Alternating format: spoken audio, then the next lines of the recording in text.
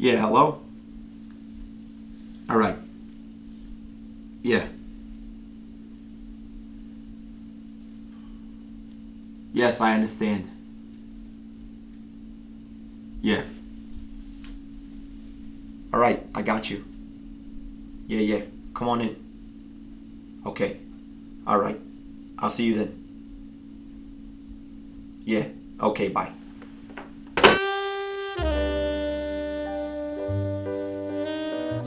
September 22nd, 1947, the first day of fall. James Douglas, the priest at Misty Haven Catholic Church, killed in an automobile accident. Eyewitness accounts suggest he was under some sort of influence. They said no sober man would have handled his dodge so poorly. Unfortunately for us, the car was set ablaze. His body burned up pretty good inside. The police chopped it up as an accident. Said the poor guy was doped out of his mind and paid the price. Hell, if it wasn't for them closing the book, I would have never heard him. Before the accident, the Macaulays said they heard Father Douglas yelling. They said the commotion lasted at least 5, no longer than 10 minutes.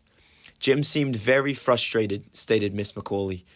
They never could make out what the yelling was about. They just knew they could hear his voice raised. This incident was said to have happened about 3/4 of an hour before the crash. His wife, Marcy, was not home. Their children were, though. Peculiarly, they claimed that he had not had a yelling spout like the Macaulays had claimed. They said they had been upstairs and never heard anything. However, they did say that he was not being himself. They seemed to think he was high on something. Seems to be why the police were so quick to close the case. Just days after Jim's death, rumors spread like wildfire about him. Several claims that Jim was leading a very sinful life behind closed doors. Stories of him spending his nights at the bars and gentlemen's clubs had the town questioning if they really knew the man that had been leading their worship. After interviewing as many church members as I could, as well as other friends from within the community, the rumors didn't surface. Nearly everybody had no negative things to say about Father Douglas. A woman by the name of Eleanor said Jim was the kindest man she'd ever met. Another church member claimed he could find sunlight in the darkest tunnel. Almost everybody thought of him as a saint. There were a few select, however, that painted a very different picture. One man within the church claimed the priest had an interest in prostitutes. He said Jim was on drugs. A handful of others gave similar testimonies. A choir boy that I assume was around the age of 15 said that Father Douglas would threaten the boys constantly. He said that he had a temper like no other. After hearing this, I spoke to the rest of the choir boys, although they had nothing to say. I laid it on them thick and still. None of them cracked. Why would they not come forward about this? Could they still be scared of Jim? Was there somebody else they possibly feared? After this, I interviewed the family. The first family member I talked to was his beloved wife, Marcy. Claimed she had no knowledge of Jim doing anything he was said to have been doing. In the 23 years they were married, he had never once done anything remotely sketchy. Marcy simply just did not believe he could have been the sinful individual a handful of people believed he was. Next, I interviewed his 3 children. I interviewed his eldest son, Jimmy, his namesake. He's 21 years old. Jimmy didn't have much to say. My father is dead because he did something stupid. He got high, then decided to take his Dodge for a ride. The police said it's as simple as that. The best thing you can do is tell whoever is paying you to let it go. I don't need you harassing my family during this difficult time. And he walked up the stairs. The next child I talked to was the youngest son, Vernon. He's 2 years younger than Jimmy. He told me he loved his father and thought he was a great man. Although after hearing all these things about him, it had him wondering if he even knew his father at all. A tear started to form in his eye. He said he'd like to help me, but he just couldn't talk about it right now. Lastly, there was his daughter, Esther, 17 years old. According to her, Jimmy had started acting differently in the past couple of months. She caught her father coming home late into the night on several occasions. She also claimed she had noticed he would make quiet phone calls and hang up quickly when he realized he wasn't alone. She claimed it would leave her very discombobulated. She was different from her brothers. I could tell she was very intelligent, well-spoken, and articulated with a good vocabulary. I had to ask her what she meant when she said discombobulated. I was unfamiliar with the word. After all the interviews were done, I asked Marcy if I could have photographs on my way out to help get some insight on her husband. Then I had to figure out who Jim really was. Though I had initially thought he was the beloved priest who could do no wrong, things were shaping up quite differently. What was Jim really involved with? There's no reason anybody would want him dead if he was just a priest. So who really was Jim? Was he really involved in prostitution? Was he some sort of pimp? Maybe Jim really was involved with drugs. It explained why he may have been high before the tragedy. Police claim they've recently been at odds with the drug heroin. In fact, the problem seems to be the most prevalent just a couple miles from the church downtown. If Father Douglas really was distributing drugs, maybe he ruffled some feathers. There's a local drug dealer named Ryan Riley who goes by Rocco. He's been in and out of the can for years. Maybe Rocco figured out Jim was taking some of his business.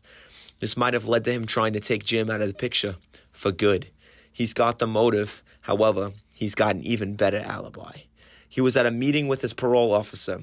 Unless his parole officer is also in on it, he couldn't have done it. There's also Perry, the choir boy, that wasn't very partial to Jim. He didn't seem dangerous, but he seemed pretty upset.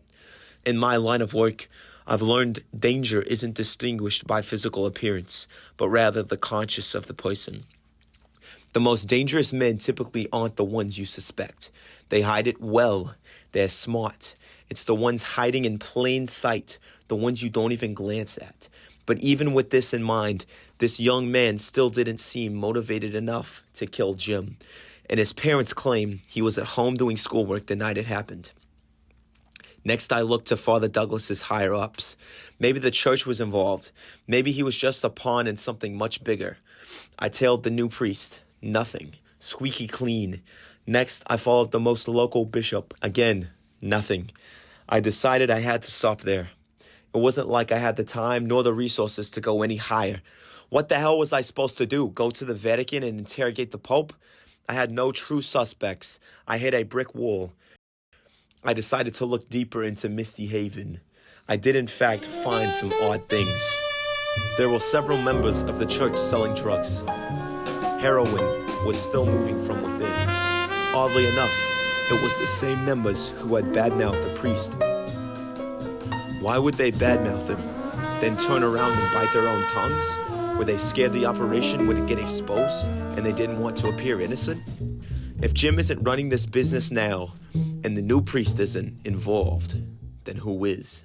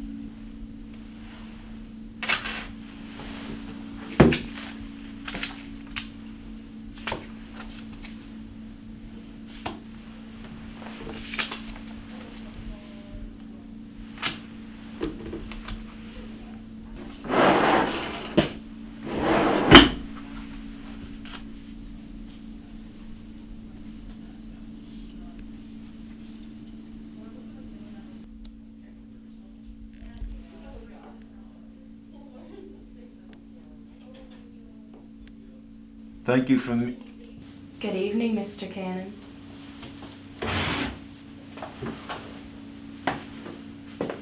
Your timing is impeccable, I must say. You know too much.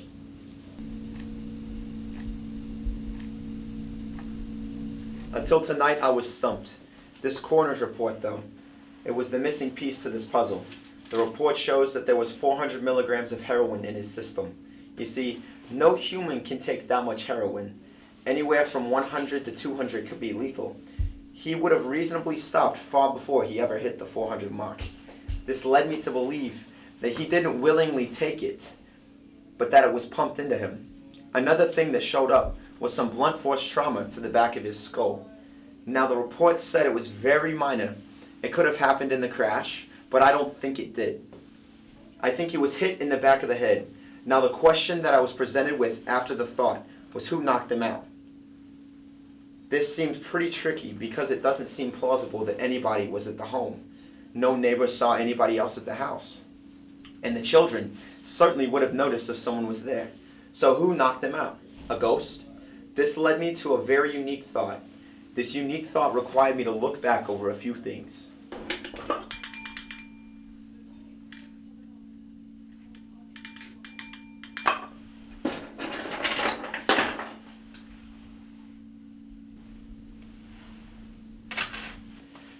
There were 2 items found within the trunk. According to the reports in here, there was a bell and there was a pair of earrings.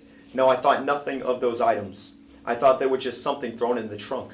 I mean, aren't we all guilty of having things in the trunk that don't belong in the trunk? But after reading the coroner report, I got to thinking about the blunt force trauma. Then I thought about the bell. So I took another look at the bell and I noticed something. It was very small, but it was there. There was a slight blood stain on the inside of the bell. It looked to have been cleaned off, but whoever cleaned it missed the spot. Now I had something.